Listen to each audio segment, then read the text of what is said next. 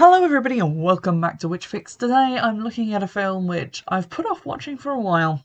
It is the Blair Witch Project, the original movie in the massive Blair Witch franchise, which came out in 1999 and is a certificate 15.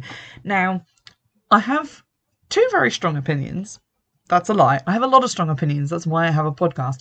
But two strong opinions that apply to this film are that found footage horror films are terrible, and that if there is a witch in the title of your movie, there had best be a witch in the body of your movie. And therefore, one would be forgiven for thinking that I would not like the Blair Witch Project. But having watched it for the first time today, I actually did quite enjoy it, and I have a little dissection as to why I actually enjoyed a found footage horror movie for once. Also, a little bit of a chat about the witch, the titular witch, who does not make an appearance in the film. So we'll be getting into that. There aren't really any trigger warnings that I could think of for this, aside from slow creeping dread, which I wasn't sure if that was a trigger for anybody, but if it is, steer well clear. The Blair Witch Project is kind of a cultural phenomenon of a film, and I've seen like a lot of parodies or things that were inspired by it or various other things. It's sort of like The Shining. Even if you haven't seen it, you've definitely seen a couple of things that have ruined the story for you. So basically, I knew that this was about a group of people who go missing in a wood, and that at some point there would be goo. And both of those things turned out to be correct. But other than that, I went into it pretty blind, aside from having watched maybe an hour's gameplay of the Blair Witch Project game that came out last year. So I knew that there was going to be some creepy woodland stuff going on. Now, broadly speaking, the first 20 minutes of the film is just kind of intro-y stuff. Basically just the three main people, Heather, Josh and Mike, dicking about with cameras. Heather and Josh seem to be the ones who are sort of mostly behind the project. Heather mostly being the driving force for that, and Josh just going with her. Mike is some guy that they've just met who is apparently, I guess, doing sound and video recording for this project. And the project is that they are going out into the woods, into the general area around the woods, to investigate the myth or urban legend, rural legend, which is the Blair Witch. And we get a little bit of background as to who or what that might be. So we see them at home, sort of packing up and going off on their adventure. They collect Mike. They then start to meet people in and around Burkittsville, which is the modern day name of what was once Blair. And sort of just talking to some randomers on the street who give their opinions on the witch. We're told that the town of Blair was founded 200 years previously, so quite an old place, at least by American standards. They find out that there's a lot of kids that have died there. They have a pretty extensive cemetery, and that a lot of those kids died in the 1940s, so that gets expanded upon later. They explain a little bit about the premise of the documentary and meet some locals who talk about a hermit called Mr. Parr, who apparently murdered 7 kids in the 1940s, hence the graves. That 2 hunters once vanished from the woods, never to be seen again, and that another girl was seen going in the 1800s, called Robin Weaver. She disappeared into the woods and mysteriously reappeared 3 days later, telling stories about an old woman whose feet never touched the ground. They also interview a lady called Mary Brown, who is sort of a local neighbourhood religious nutcase. Their words, not mine. Who says that she had an encounter with the Blair Witch when she was a lot younger and fishing with her father. She encountered a woman whose body was covered in coarse dark hair and who was wearing a shawl and I guess nothing else. So we've got a couple of weird stories piling on top of each other. Some of them appear to be connected to an actual figure, as in the woman whose feet never touched the floor, the hairy woman, and the others seem to be to do with not much to do with a witch. They're to do with a hermit who killed a bunch of people and some hunters who may or may not have died mysteriously or just vanished. They state in the documentary that they are going to Coffin Rock as their first stop, and when they arrive there, shortly after leaving their car on the outskirts of the woods and walking in, they talk about what was discovered there, and that was mainly 5 guys who had been tortured in various interesting ways and had writing in weird letters carved over their bodies. But when the people who originally found them came back a few hours later, presumably with help and not just more gawkers, the bodies had been taken away. Which, if you've had a few hours, you can move a couple of bodies. I don't feel like that's a supernatural feat. You wouldn't have to move them far. You could just bury them on the spot. So there we go. 3 of the documentary makers then decide to camp for the night, and it is then that things begin to kick up a notch. Josh says that he could hear voices during the night. I couldn't hear anything. I'm not sure if it's just because I had the TV on like a reasonable volume, but I guess that they were just really faint sounds that I couldn't hear. Second day, they go on hiking, and Heather is insistent that they are not lost, even though they do appear to be slightly lost, and they are looking for a cemetery within the woods. I don't know why. It's never discussed how this cemetery would differ from the one they've already visited, like the actual cemetery for Burkittsville, but I guess this cemetery is somehow important. Mike gets very annoyed with Heather because they've been walking for a long time and they do seem to be lost, with Josh kind of trying to keep the peace between 2 of them. They then find what look like cans or cairns, not sure how you say it, but little piles of rocks that mark graves that are circular. They find a couple of those, including a nest in a tree, which is just full of rocks. And Heather makes reference to the fact that Mary Brown, who they interviewed in town, which rhymes, mentioned these piles of rocks in her story, but we don't really hear why these are significant or why. It's just, they found them. They camp again and hear more noises in the woods, which I guess are louder this time, but I still couldn't hear them. I don't know what subtitles would have given me if I had bothered to turn them on. Maybe just bracket noise in wood, close brackets. But I guess there were noises. They assume it's locals who didn't want them poking around, messing with them, which seems kind of a stretch because I feel like everyone they spoke to on camera in town was reasonably helpful and polite. There were some fishermen who were like, "You fool kids, you'll never learn," but they didn't seem aggressive or like they would want to mess with them. The next day is the day when they are heading back to where they've left the car, and obviously this is where things get kicked up a notch again, because although they are going back ostensibly, the guys remark that they are seeing unfamiliar parts of the woods and bits they don't remember going through. And then Heather says something which makes 0 sense, because she says that they're going back a different way because the way they came out was the most direct route to the 2 places she wanted to see, namely Coffin Rock and the weird cemetery. But they are going back by a direct route to the car. But surely if they were already at the cemetery, the direct route back to the car would be the way they came? Unless she's talking about cutting out Coffin Rock entirely and just circumventing it. But surely that would require like going around in a different way. I don't know why she's doing this. It makes no sense. And if I was travelling with them, I'd be annoyed. Duly, the others do get annoyed and they have arguments. Mike in particular kicks off yelling and swearing. They're both kind of worried, Josh and Mike, about the fact that they are meant to work the next day and that they have to return, I guess, rented equipment or something. So tensions are running high. When they still haven't found the car, they have to camp for another night and the noises return. This time I could hear the noises. It sounded like someone whacking a branch against a tree or crashing around in the undergrowth, but Heather says that it sounds like footsteps.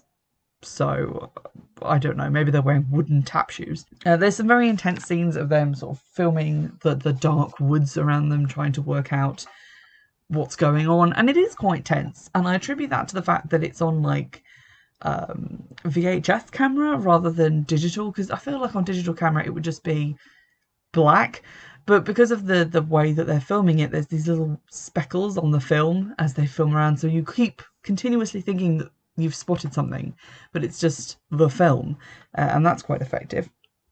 When they get up the next morning, having, I guess, gone back to sleep after hearing the noises, there are now rock piles around their tent, and there are 3 of them. So if the rock piles in the cemetery were grave markers, there are now 3 grave markers around their tent. Josh starts getting antsy and they confront each other because the map is now missing. To be fair, Heather didn't seem to be referring to the map that much because they were very fucking lost. But the map is now missing and this is a big deal. And they continue to yell at each other in various combinations because obviously this puts a lot of stress on the group. They decide to follow the creek to see if they can get back to where they left the car, or at least get back to a spot where they previously crossed the creek and know where they are. Josh reassures everybody by saying that when they don't turn up today as they were meant to, his girlfriend and probably other people who have missed them will also come looking for them, so it's not like they're going to be lost forever. They have to cross the stream at one point, and the guys antagonise Heather because she has wet shoes and is pissed off about it, and they seem to find this funny. They all kick off at each other, and Heather really kicks off, and while everyone's kicking off, it's revealed that Mike kicked the map into the creek, and he finds this hysterically funny and laughs about it like wildly. Heather then completely loses her grip on what little temper she had left and completely goes for Mike. Josh also goes for Mike because Mike's been a douche and possibly condemned them all to an early death. Heather then demands the compass from Mike because she says he can't be trusted with it, but Josh doesn't want her to have it because she already got them lost once, so everyone seems to be at each other's throats. They then return to where they've left their stuff, I guess because they were walking around aimlessly, I don't know, but their stuff was left behind and has now been scattered sort of around the clearing, and some of it is missing. They then find the wood figures hanging from the trees. I know about the wood figures. That was the other thing I knew about the Blair Witch Project, the weird little men made of sticks. There are men made of sticks. They're hanging from older trees, and they are very scary. And Heather keeps filming them, even while Mike and Josh demand that they leave at once. But she seems really kind of taken with this weird phenomena that they are experiencing. Mike, again, sort of breaks a little bit. He starts screaming for help so that hopefully someone will hear them. And he then later brings up that maybe they shouldn't light fires at night because maybe they're being tracked to the woods by these locals who are messing with them because on the first night they didn't light a fire and nothing happened. There are then more sounds at night, which I could hear, and they sound sort of like cooing, crying and screeching, so a lot of weird shit. For some reason, this causes the three of them to flee the tent and run into the woods. I don't get why they do this because it's the middle of night, and so far the noises haven't actually done anything to them. They've just been noises, so I don't know why they felt they had to run now. But they run away, and then at daybreak go back for their stuff, but now some of their stuff is gone, and there is slime on some of the stuff that remains. It seems to mostly be Josh's stuff, so I feel like he's been marked for death by the slime monster. Josh and Mike are both kind of getting at Heather and being horrible to her, mostly based on the fact that she keeps filming things, which, I mean, she has to keep filming things, otherwise there would be no movie, guys, but whatever. So they're all getting at each other, and then they camp for another night. The following morning, Josh is missing, and the remaining two, Heather and Mike, they keep screaming his name, but he doesn't answer, and they can't find him, so wherever he's gone quite far. He has, however, left all of his stuff behind, which is massively suspicious, and it doesn't bode well for him. Mike and Heather, after some discussion, decide to keep walking because they can't just stay where they are in the hopes that Josh will come back. Then later they hear noises in the woods and think it's Josh, but when they call his name, no one responds. So, concerning. They camp that night and hear Josh yelling and screaming in the woods, but they can't find him when they go looking. The next day they find a weird stick bundle outside the tent. It appears to be tied up with a few scraps of his plaid shirt. And when Heather opens the bundle, she finds inside a sort of cloth bag made of more of his shirt, which is covered in blood, and inside some sort of gruesome parcel of fleshy bits, which I assume to be like maybe some tongue, there's some hair in there, maybe some teeth, just stuff generally that you wouldn't leave laying about casually. It's been parcelled up and delivered to them. Mike and Heather are both kind of cracking up at this point.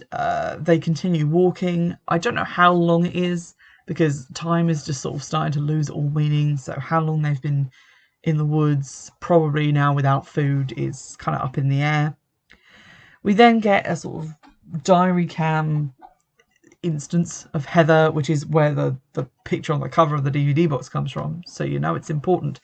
But she basically does a direct-to-camera apology to her own family and the families of Josh and Mike, which kind of reminded me of Welcome to Night Vale when they're like, to the family of intern Josh.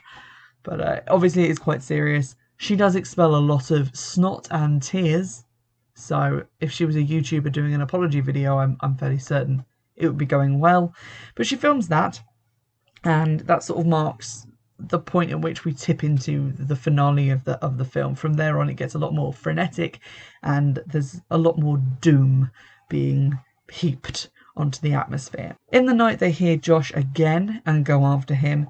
They then discover a house in the woods, and considering they've been wandering in this wood for who knows how many days, it is suspicious that they've never seen this house before. So that right away seems very scary. Mike and Heather are for a while separated because he goes into the house before her and they get sort of separated on the lower level, but then they hear Josh upstairs and so go upstairs to investigate. There are bloody children-sized handprints all over the wall, so maybe we're meant to assume that this is where the hermit was living. Not sure. But then once they're upstairs, Mike says that he can now hear Josh downstairs and goes running downstairs to go check that out. Heather remains behind upstairs and just continually screams the word Mike until it loses all meaning. When Mike gets downstairs, he is, I guess, attacked by something that we don't see because the camera is knocked to the ground and stays there and he stops making noise. And then when Heather gives up screaming upstairs and brings her screaming downstairs, she goes into the basement room, sees Mike standing in the corner, which I'll come back to in a minute, and then is attacked by the same unseen force. Her camera falls to the ground and we stay on the still image of it, I guess filming nothing until the credits come up. Now the corner thing. Corners are not just beloved by Sims, they are beloved by the Blair Witch. It was mentioned earlier in the story of the hermit that he would have one child facing the wall while he, I guess, killed another one and then would kill the corner child. So I guess just frightening that one before murder. And that he didn't like to be looked at. So I guess that's the reason for this corner bit at the end.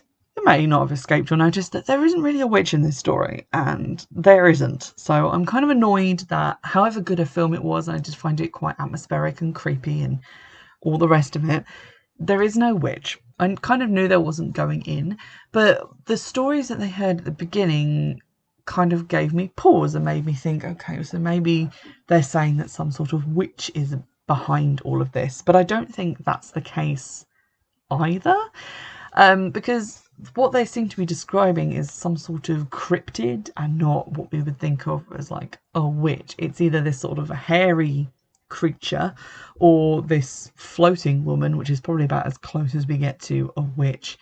And then the finale of the film with the Mike in the corner seems to imply that it's back on this hermit guy again, who is unaffiliated with the Blair Witch, unless she was somehow responsible for his evil acts.